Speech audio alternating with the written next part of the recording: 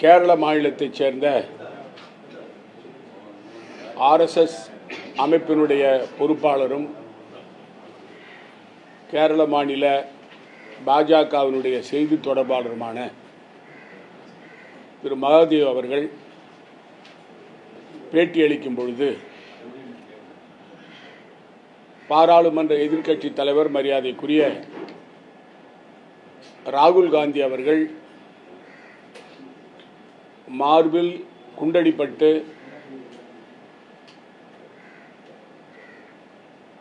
உயிரிழப்பார் என்று பகிரங்கமாக பேசியிருக்கிறார். இது தொலைக்காட்சியில் வந்திருக்கிறது. இந்த மிரட்டலை பாரதிய ஜனதா கட்சி தலைவர் ராகுல் காந்தி அவர்களுக்கு விடுத்து மத்தியில் உள்ள மோடி அரசை எதிர்த்தால் விளைவு விபரீதமாக இருக்கும் என்ற நோக்கத்தோடு விடுக்கப்பட்டிருக்கிறது. ஏற்கனவே பல முன்னுதாரணங்கள் இருக்கின்றன. நாம் அண்ணல் காந்தியடிகளை இழந்திருக்கிறோம், அன்னை இந்திரா காந்தியை இழந்திருக்கிறோம், தீவிரவாதத்தால் இழந்திருக்கிறோம், தலைவர் ராஜீவ்காந்தி அவர்களை இழந்திருக்கிறோம். இப்பொழுது மோடிக்கு சொம்மசப்பனமாக இருக்கின்ற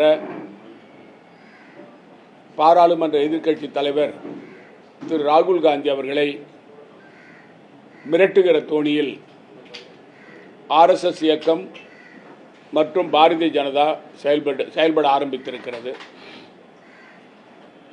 இவை அனைத்திற்கும் தலைவர் ராகுல் காந்தி அவர்கள் எதிர்கொள்ள சக்தி உடையவர். அவரை இவர்களுடைய மிரட்டல் எல்லாம் ஒன்றும் செய்யாது. எங்களை பொறுத்தவரையில் அவருக்கு பாதுகாப்பு கொடுக்க வேண்டியது மத்தியில் உள்ள மோடி அரசாங்கத்துடைய கடமை. ஆகவே மோடி அரசு தலைவர் ராகுல் காந்தி அவர்களுக்கு உரிய பாதுகாப்பை வழங்க வேண்டும். ஆர்எஸ்எஸ் இயக்கத்தைச் சேர்ந்தவர் என்பதற்காக மகாதேவ் அவர்கள் மீது வழக்கு போட்டு மட்டும் விட்டுவிடக்கூடாது. அவர் மீது கடுமையான நடவடிக்கை எடுக்க வேண்டும் என்று நான் கேட்டுக்கொள்கிறேன். இது சம்பந்தமாக அகில இந்திய காங்கிரஸ் கட்சியுடைய பொதுச் செயலாளர் மரியாதைக்குரிய வேணுகோபால் அவர்கள் மாண்புமிகு உள்துறை அமைச்சர் திரு அமித்ஷா அவர்களுக்கு கடிதம் எழுதியிருக்கிறார். இது போன்ற மிரட்டுகிற வேலை, மாற்றுக் கட்சிகளை முடக்கலாம் என்று நினைக்கிற வேலையை பாரதிய ஜனதா கட்சி கனவில் கூட நினைத்து பார்க்கக்கூடாது. நடவடிக்கை எடுக்கவில்லை என்று சொன்னால் இந்த நாட்டில் காங்கிரஸ் கட்சியுடைய தொண்டர்கள் தெருவில் இறங்கி போராட்டம் நடத்துவார்கள். மத்தியில் உள்ள மோடி அரசினுடைய தலைமையில் செயல்பட்டு கொண்டு வருகின்ற தேர்தல் துறையானது ஒட்டுமொத்தமாக பாரதிய ஜனதாவினுடைய கைக்கூலியாக மாறிவிட்டது. வாக்கு திருட்டு சம்பந்தமாக காங்கிரஸ் கட்சி சார்பில் தலைவர் ராகுல் காந்தி அவர்கள் எழுப்புகின்ற கேள்விகளுக்கு அவர்கள் பதில் சொல்வதில்லை. அது மட்டுமல்லாமல் பல மாநிலங்களில் வாக்குச்சாவடிகளை திருத்தி அமைப்பதிலும் பெயர்களை சேர்ப்பதிலோ நீக்குவதிலும் மிகப்பெரிய தில்லுமுள்ளு நடந்து வருகிறது. சிறப்பு வாக்காளர் சேர்ப்பு முகாம் என்ற போர்வையிலே இதை தேர்தல் துறை, மத்திய தேர்தல் துறை செய்கிறது. புதுச்சேரி மாநிலத்தில் கூட அக்டோபர் 1ஆம் தேதியிலிருந்து சிறப்பு வாக்காளர் சேர்ப்பு முறை நடைமுறைக்கு வந்திருக்கிறது. புதுச்சேரி மாநில தேர்தல் அதிகாரிகளை நான் கேட்டுக்கொள்கிறேன், பெயர்களை சேர்த்தல் மற்றும் அடித்தல் முறையாக வீடு வீடாக சென்று அவர்களுடைய ஆதாரங்களை பரிசீலனை செய்து வாக்காளர் சேர்த்தலும் இடைநீக்கல் செய்தலும் செய்ய வேண்டும். புதுச்சேரி மாநிலம் சிறிய மாநிலம். இங்கு தில்லுமுல்லு செய்வதற்கு இந்த அதிகாரிகள், தேர்தல் துறையிலே பணிபுரிகின்ற அதிகாரிகள் இடம் கொடுக்கக்கூடாது என்று நான் கேட்டுக்கொள்கிறேன்.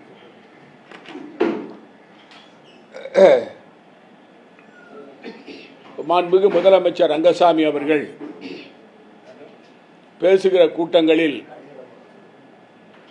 நாங்கள் மக்களுக்கு கொடுத்த வாக்குறுதிகள் அனைத்தையும் நிறைவேற்றி வருகிறோம், தங்கு தடை இல்லாமல் திட்டங்கள் நிறைவேற்றப்படுகின்றன, வளர்ச்சி பணிகள் நடந்து வருகின்றன என்று தினமும் பேசுகிறார். ஆனால் முதலமைச்சர் அவர்கள் 2 தினங்களுக்கு முன்பு 3 வருட காலமாக நிலுவையில் உள்ள சென்டாக் பணத்தை இப்பொழுது நாங்கள் கொடுப்பதாக இருக்கிறோம் என்று பேசுகிறார். சென்டாக் பணம் ஒவ்வொரு வருடமும் கல்லூரிகளில் படிக்கின்ற பிள்ளைகளுக்கு, மருத்துவக் கல்லூரி, பொறியியல் கல்லூரி, நர்சிங் கல்லூரியில் படிக்கிற பிள்ளைகளுக்கு கொடுக்கப்பட வேண்டும்.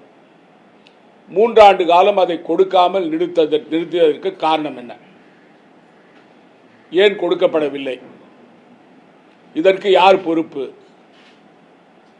முதலமைச்சர் பொறுப்பா அல்லது கல்வித்துறை அமைச்சர் பொறுப்பா, அதிகாரிகள் பொறுப்பா? ஒரு புறம் அனைத்து திட்டங்களை நிறைவேற்றுகிறேன் என்று சொல்லிவிட்டு இன்னொரு புறம் 3 ஆண்டு பணத்தை சேர்த்து கொடுப்போம் என்று கூறுகிறார். இப்பொழுது 3 மாத காலமாக இலவச அரிசி திட்டம் நடைமுறைப்படுத்தப்படவில்லை. புதிதாக டெண்டர் எடுக்கப்பட்டிருக்கிறது, கொடுக்கப்பட்டிருக்கிறது. இந்த 3 மாத கால அரிசியும் சேர்த்து மக்களுக்கு போடுவோம் என்று கூறுகிறார். இந்த அரிசி போடுவதற்கு காலதாமதம் என்ன? ஏற்கனவே இந்த அரிசி வாங்குவதில் மாதம் 2 கோடி ரூபாய் ஊழல் நடைபெறுகிறது, முதலமைச்சருக்கு அதிலே தொடர்பு இருக்கிறது என்று நாங்கள் பகிரங்கமாக குற்றம் சாட்டினோம். அதற்கு பிறகுதான் டெண்டர் விடப்பட்டு இப்பொழுது அது மத்திய அரசாங்கத்துடைய கட்டுப்பாட்டில் உள்ள ஒரு துறைக்கு கொடுக்கப்பட்டிருக்கிறது. இந்த 3 மாத காலதாமதத்திற்கு முதலமைச்சர் ரங்கசாமி அவர்கள் பதில் சொல்ல வேண்டும். ஏற்கனவே தொடர்ந்து நாங்கள் ஒரு குற்றச்சாட்டை கூறி வந்தோம். நம்முடைய மாநிலத்தில் குப்பை வாருவதில் ஊழல் நடந்திருக்கிறது. ஏற்கனவே பெங்களூரை சேர்ந்த ஒரு நிறுவனம் டெண்டர் எடுத்தார்கள். காலத்தோடு அவர்கள் குப்பை வாருவதில்லை, குப்பைகளை தரம் பிரித்து கொடுப்பதில்லை என்று நான் முதலமைச்சராக இருக்கும்பொழுது குற்றச்சாட்டு வந்தது. அந்த சமயத்தில் அவரிடம் விளக்கம் கேட்டு நான் கடிதம் அனுப்பினேன். அது மட்டுமல்ல, அவர்கள் கொடுக்க வேண்டிய மாதம் 2 கோடி ரூபாயை நிறுத்தினேன். அப்பொழுது முதலமைச்சர் ரங்கசாமி அவர்கள் 1800 ரூபாய்க்கு டெண்டர் விடப்பட்டு ஒவ்வொரு டன்னுக்கு பணம் கொடுத்த சமயத்தில் இதில் ஊழல் நடந்துவிட்டது,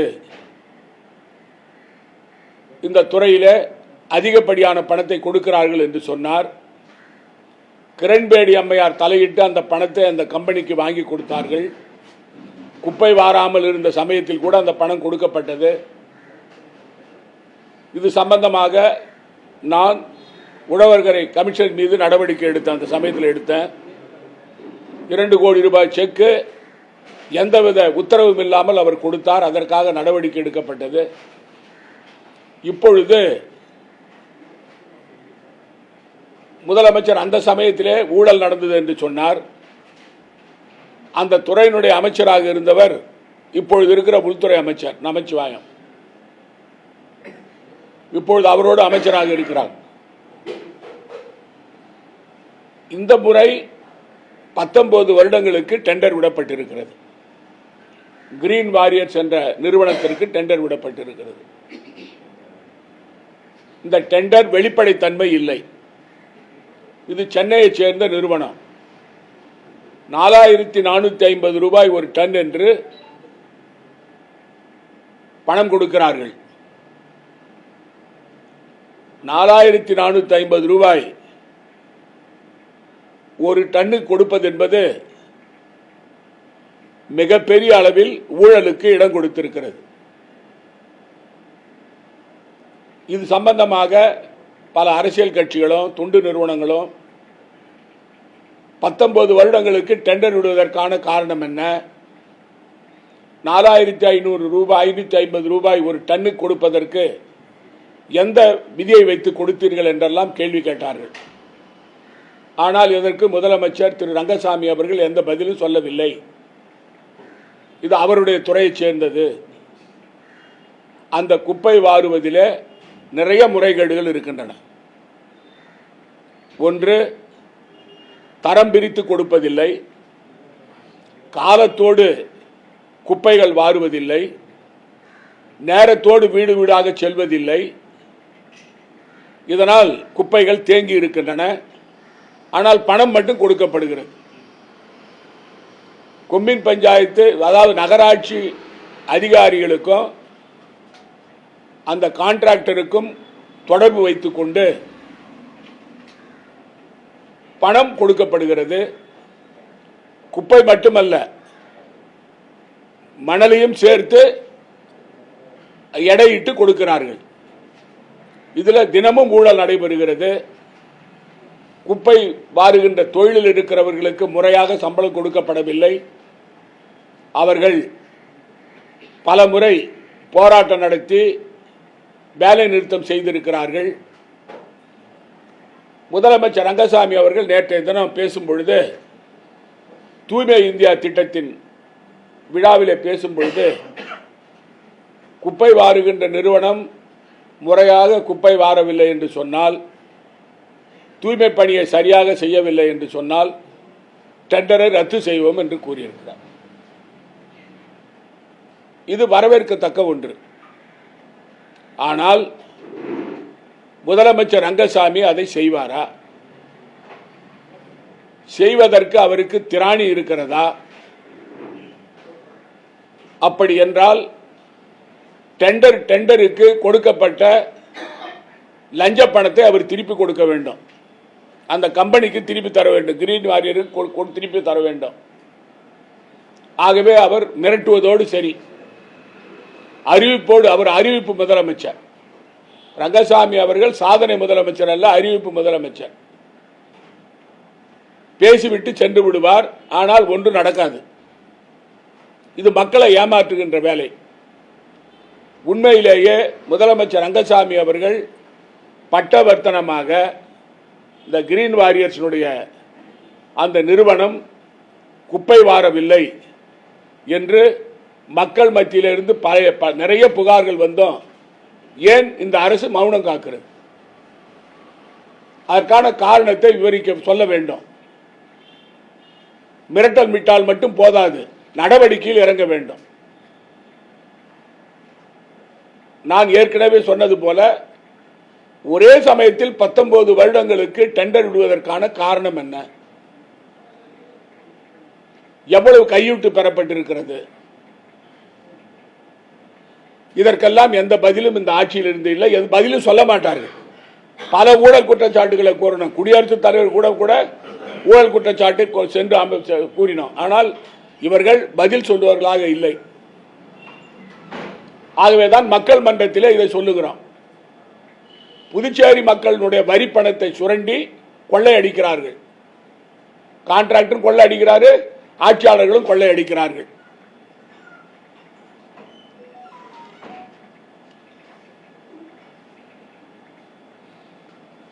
இன்றைய தினம் ஒரு அறிவிப்பு வந்திருக்கிறது. மாண்புமிகு மத்திய நெடுஞ்சாலைத்துறை அமைச்சர் திரு நிதின் கட்கரி அவர்கள் 13ஆம் தேதி, இந்த மாதம் 13ஆம் தேதி அக்டோபர் 13 புதுச்சேரிக்கு வருகிறார்.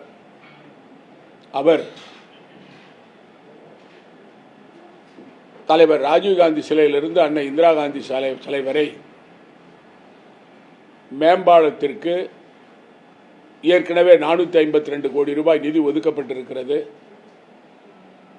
அதற்கு அடிக்கல் நாட்ட, அந்த மேம்பாலத்திற்கு அடிக்கல் நாட்ட வருகிறார் என்று கூறியிருக்கிறார் என்று அறிவிப்பு வந்திருக்கிறது. நான் முதலமைச்சராக இருந்த சமயத்தில்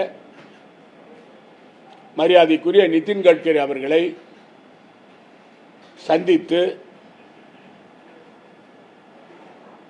சிவாஜி கணேசன் சிலையிலிருந்து ராஜீவ்காந்தி சிலை வரை, ராஜீவ்காந்தியினுடைய சிலையிலிருந்து இந்திரா காந்தி சிலை வரை மேம்பாலம் அமைக்க வேண்டும் என்று கோப்புகளை அனுப்பினோம். அதற்கு மத்திய அமைச்சர் நிதின் கட்கரி அவர்கள் ஒப்புதல் அளித்தார்கள். அதற்கான நிதியும் ஒதுக்கப்பட்டது. அது இப்பொழுது சுருக்கப்பட்டிருக்கிறது. சிவாஜி கணேசன் சிலையிலிருந்து இந்திரா காந்தி சிலை வரை மேம்பாலம் போடுவதற்கு தேசிய நெடுஞ்சாலைத்துறை ஒப்புதல் அளித்து அது குறைக்கப்பட்டதற்கு காரணம் என்ன?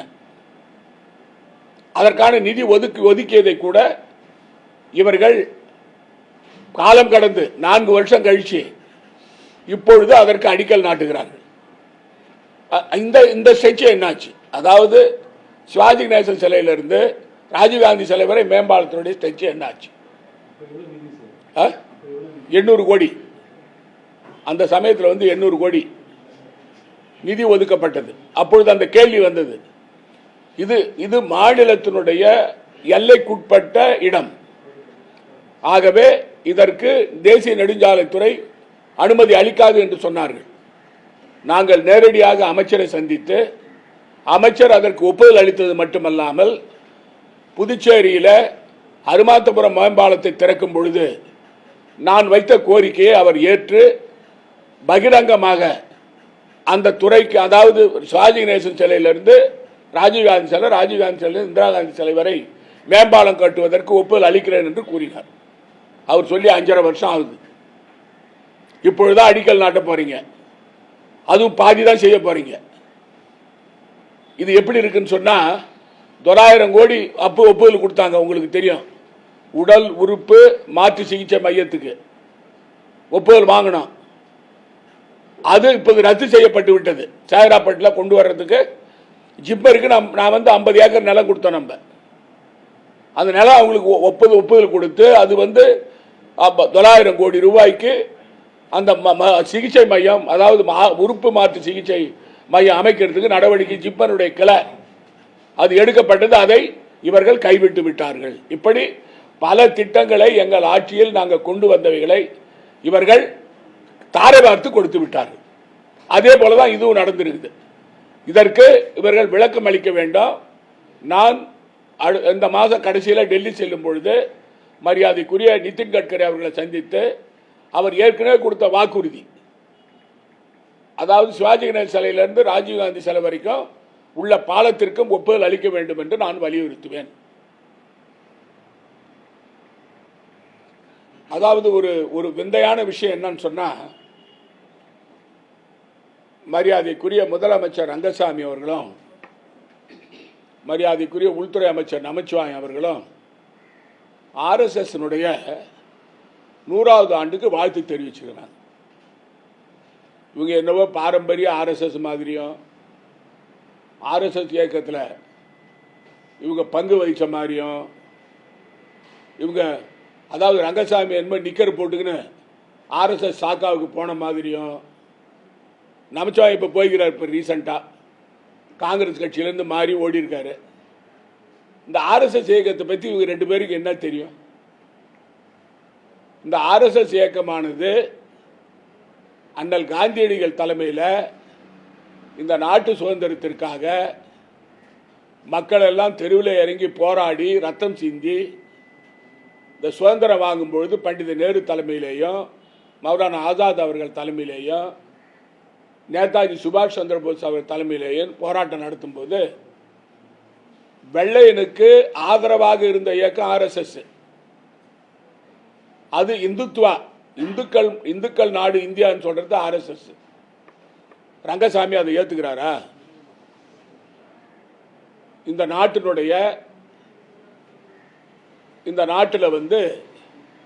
அமைதியை குலைக்கின்ற அமைப்பு ஆர்எஸ்எஸ் இயக்கம். அதாவது ஆர்எஸ்எஸ் இயக்கத்தை சேர்ந்தவர் தான் விநாயக நாதுராம் கோட்சே, அண்ணல் காந்தியடிகளை சுட்டுக் கொன்றவர். இந்திய அரசியலமைப்பு சட்டத்தின் மீது அவர்களுக்கு நம்பிக்கை கிடையாது. எது கேட்டாலும் ஒரே நாடு ஒரே மதம் அப்படின்னு பேசுவாங்க. ஆனா எம்மதம் சம்மதம் என்று சொல்லுகின்ற அண்ணல் அம்பேத்கரின் கொள்கையில் அவர்களுக்கு நம்பிக்கை கிடையாது. ஆகவே திரு ரங்கசாமி அவர்கள் இப்ப இந்துத்துவ கடைபிடிக்கிறாரா? அவர் எப்ப மதவாதி ஆனாரு? அப்ப அவருக்கு நம்ம புதுச்சேரி மாநிலத்தில் முஸ்லிம்கள், கிறிஸ்தவர்கள், ஜைனர்கள்லாம் இருக்கக்கூடாதா? புத்தர்கள்லாம் இருக்கக்கூடாதா? எதுக்காக நம்ம வாழ்த்து சொல்றேன்னு தெரியாதவே அந்த ஆர்எஸ்எஸ் இயக்கத்துடைய பின்னணி தெரியாம வாழ்த்து சொல்றாரு ரங்கசாமி. இதிலிருந்து அவர் சந்தர்ப்பவாத அரசியல் செய்கிறார் என்பது தெளிவாக தெரிகிறது. அப்புறம் 2 நாளைக்கு முன்ன நான் பார்த்தேன் ஒரு நிகழ்ச்சி. ஆர்எஸ்எஸ் அமைப்பினுடைய ஆர்எஸ்எஸ்ல அதாவது பாரதிய ஜனதா கட்சி தலைமை அலுவலகத்தில் உறுதிமொழி எடுத்துக்கிறாங்க. என்ன உறுதிமொழின்னா, நாங்கள் சுதேசி பொருட்களை வாங்குவோம், வெளிநாட்டு பொருட்களை பகிஷ்கரிப்போம் சொல்லி உறுதிமொழி எடுத்துக்கிறாங்க. சந்தோஷம். ஆனால் அவங்கள கையில் கட்டிக்கிற watch Rado watch, Japan watch, அதை எடுத்து பாக்கெட்டில் வச்சுக்கினாங்க. அப்புறம் அவங்க வச்சுக்கிற பேனா மோம்பலாங் பேனா, அது ஜெர்மனி பேனா, மோம்பலாங் பேனா வச்சுக்கிறாங்க. அவங்க ஓட்டுற காரு ஃபார்ச்சுனரு, அது ஜப்பான் காரு. இவங்க சுதேசி பொருட்களை வாங்குவோம். சுதேசி பொருட்கள் யார் சொல்றது? யாரு? மாநில பாரதிய ஜனதா கட்சி தலைவரும் உள்துறை அமைச்சரும் இதை சொல்றாங்க.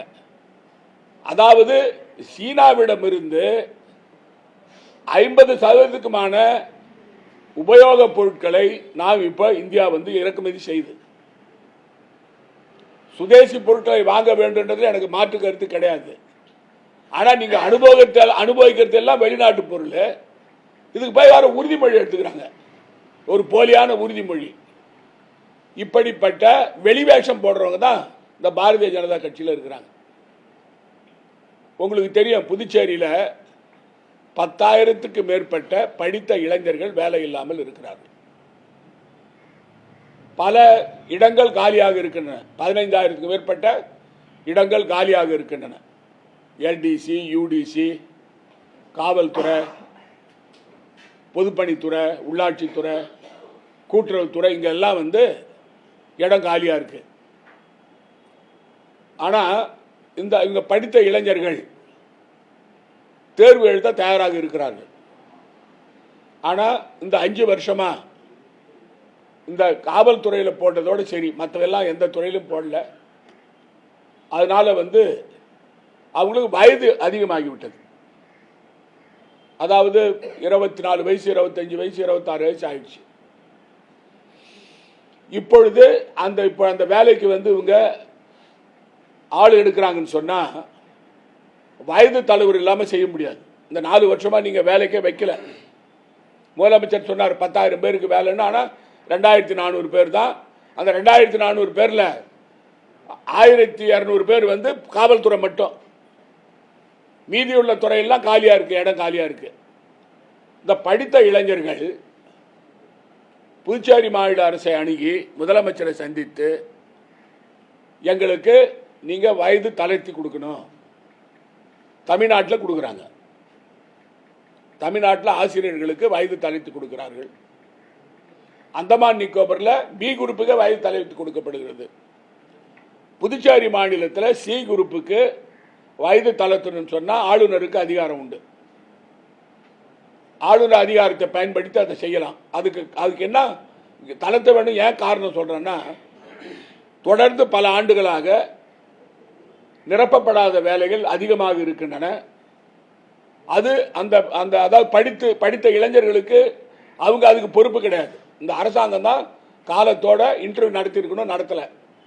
இப்பொழுது கோரிக்கை வைக்கிறார்கள். முதலமைச்சரை சென்று சந்தித்தால் அவர் அதற்கு சரியான பதில் சொல்றதில்லை.